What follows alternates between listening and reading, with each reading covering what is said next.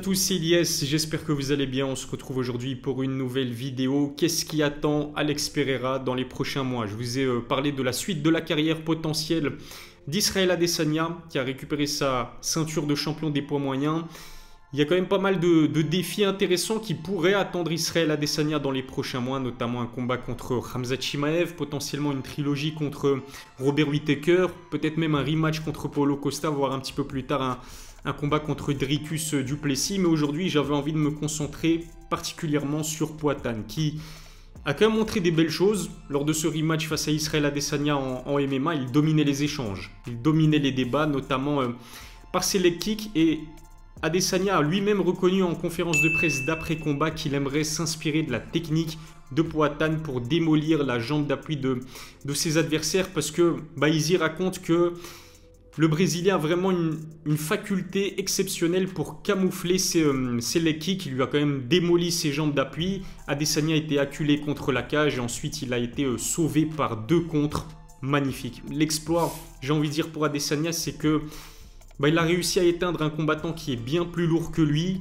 qui, en fait, il lui a fait une Pereira. Parce que généralement, Adesanya domine les combats et ensuite s'incline sur TKO ou sur décision. Ça, c'était le premier combat en kickboxing. D'ailleurs, pour moi, c'était une décision volée. Mais pour la première fois, on a vu qu'Adesanya se faisait dominer par Pereira. Et au final, c'est lui qui l'a emporté. C'est une belle revanche pour Adesanya qui prouve que c'est un vrai champion avec une belle mentalité. Ce qui me fait un petit peu peur maintenant pour Alex Pereira, c'est qu'on le sait, c'est un combattant qui... c'est un gros puncher. C'est un combattant qui inspire la peur auprès de ses adversaires. D'ailleurs, Sean Strickland, qui est toujours... avec son franc-parler légendaire, l'avait reconnu avant de l'affronter. Pereira lui faisait peur. Et honnêtement, imaginez si vous croisez quelqu'un qui se tient comme Alex Pereira, qui a le même faciès qu'Alex Pereira, vous le croisez tard le soir dans la rue, vous changez de trottoir. On est d'accord, il est effrayant, il est vraiment intimidant. La façon dont il est stoïque dans l'octogone et qu'il fixe son adversaire.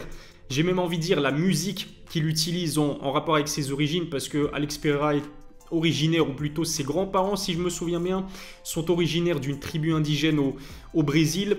La façon avec laquelle il a de rentrer dans l'octogone avec sa garde comme ça, en se déplaçant un petit peu comme le prédateur dans le film, mais avec son fameux tir à l'arc, il inspire vraiment la peur auprès de ses adversaires. Mais le fait qu'il se soit mangé un tel KO, ça va peut-être nuire à son aura d'intimidation.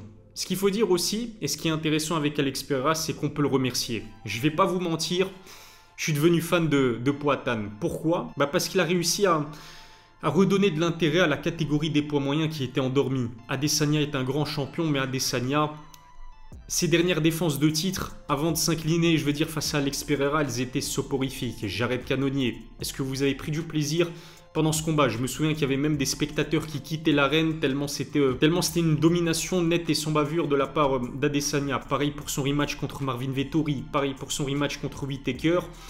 Mais avec l'arrivée d'Alex Pereira, ça a permis à Adesanya de se challenger, d'évoluer et il nous a régalé tout simplement avec ce KO. J'ai même envie de dire que ça va peut-être redonner un second souffle à sa carrière et c'est dû à Alex Pereira. C'était un très beau challenger.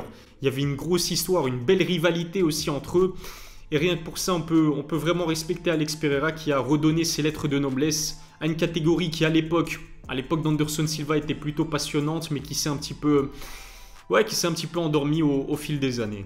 On peut être quasiment sûr d'une chose, le prochain combat d'Alex Pereira ne devrait pas se faire dans la catégorie des poids moyens, à 84 kg. Pereira, il arrive à 35 ans, ce qui est quand même un âge relativement avancé pour un athlète de haut niveau et pour un combattant. Il cut énormément de poids pour valider sa pesée à 84 kg. On l'a vu, je pense, lors de tous ses combats à l'UFC, mais c'est le combattant qui valide sa pesée parmi les derniers. Il a besoin de toutes les minutes, toutes les secondes que l'UFC lui octroie pour pouvoir valider sa pesée à 84 kg. D'ailleurs, je pense qu'il commence à perdre du poids relativement longtemps avant sa pesée, avant ses combats. Lorsqu'il se réhydrate, il frôle les 100 kg. Mais je pense qu'à son âge, c'est plus possible, honnêtement. Et d'ailleurs, Dana White l'a dit. Le président de l'UFC voit Alex Pereira monter en catégorie, combattre chez les lourds légers. Pareil pour Israël Adesanya. D'ailleurs, ce qui est intéressant avec les propos d'Adesanya, c'est que pour le style bender, Pereira pourra poser de sérieux problèmes aux combattants présent dans la division des lourds légers, je suis assez d'accord. Et en plus, on le sait, Pereira, c'est le premier double champion de l'histoire du Glory Kickboxing. Il a été champion dans la division des poids moyens et pareil dans la division des lourds légers. Je pense donc qu'il a de grandes chances d'évoluer à 93 kg à son prochain combat. Surtout qu'il est déjà, il est déjà devenu champion dans cette division des poids moyens. Et pour moi, mis à part Israel Adesanya, mis à part Sean Strickland, mis à part les combattants au profil de striker, il n'a aucune chance contre le reste de la division. Est-ce que vous voyez Alex Pereira battre Robert Whittaker? Pour moi, il n'y a aucune chance pour que Pereira puisse battre Robert Whittaker, parce que Whittaker, c'est un combattant qui non seulement est imposant physiquement pour un poids moyen, et puis en plus de cela, qui est extrêmement complet. Khamzat Chimaev, qui devrait faire lui aussi son retour dans la catégorie des middleweight. Est-ce que vous voyez Pereira battre Khamzat? Pour moi, Khamzat n'aura besoin que d'une emmenée au sol pour finir le combat. Alors avant même ce rematch contre Israel Adesanya, Glover Teixeira a annoncé d'ailleurs qu'il avait absolument aucun mal à voir Pereira monter en catégorie, évoluer chez les lourds légers, et on le sait bien sûr qu'il a les capacités, les aptitudes physiques pour combattre à 93 kg dans une division qui compte quand même de sacrés monstres physiques.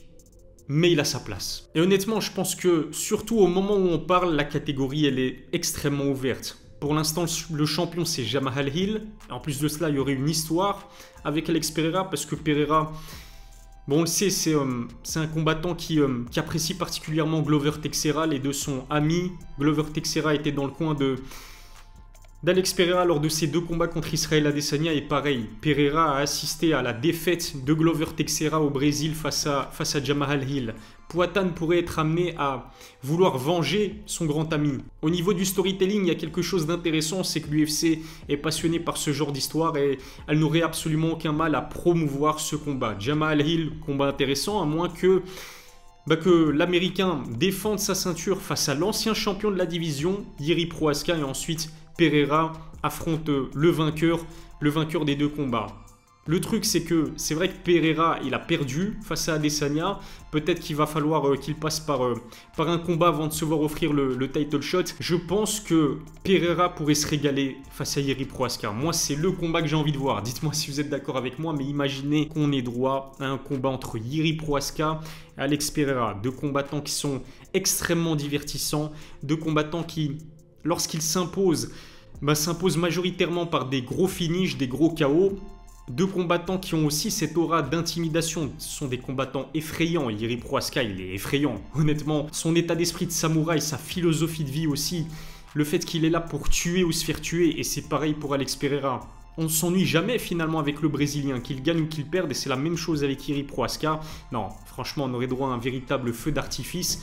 Reste à savoir ce que l'UFC va décider de faire. Est-ce que Jamahal Hill va d'abord devoir défendre sa ceinture face à Jiri, et ensuite Pereira doit affronter peut-être l'un ou l'autre lourd léger dans la catégorie, mais stylistiquement parlant, on sait que Jamahal Hill, certes, ceinture marron de Jiu-Jitsu brésilien. Jiri Prochazka s'est imposé sur soumission face à Glover Teixeira, mais c'est principalement un striker. D'un point de vue stylistique, vraiment, que ce soit Jamahal Hill ou Jiri Prochazka, ça pourrait être intéressant pour Alex Pereira. Rêvons un petit peu. Je sais que lors de ma précédente vidéo, vous étiez nombreux à vouloir une trilogie immédiate entre Israel Adesanya et Alex Pereira. Laissons un petit peu les choses couler, laissons Pereira monter dans la catégorie des lourds légers, peut-être devenir champion, laissons Adesanya défendre sa ceinture des middleweight, et là je vous propose un scénario tout simplement incroyable. Imaginez qu'Adesanya décide de monter en division chez les lourds légers, et qu'Alex Pereira est devenu depuis le champion de la division, une trilogie entre le champion des poids moyens, le champion des lourds légers, qui se connaissent bien, qui sont affrontés à 4 reprises dans 2 disciplines différentes. Non, là, franchement, on arrête, c'est fini. Quel que soit le résultat du combat, je pense qu'Adesanya et Alex Pereira pourront prendre leur retraite tranquillement. Si ça n'est pas encore fait, abonnez-vous à ma chaîne, activez la cloche pour recevoir les notifications, lâchez un pouce bleu, c'est très important. Je vous remercie de m'avoir suivi, je vous donne rendez-vous très vite pour une nouvelle vidéo. D'ici là, prenez soin de vous.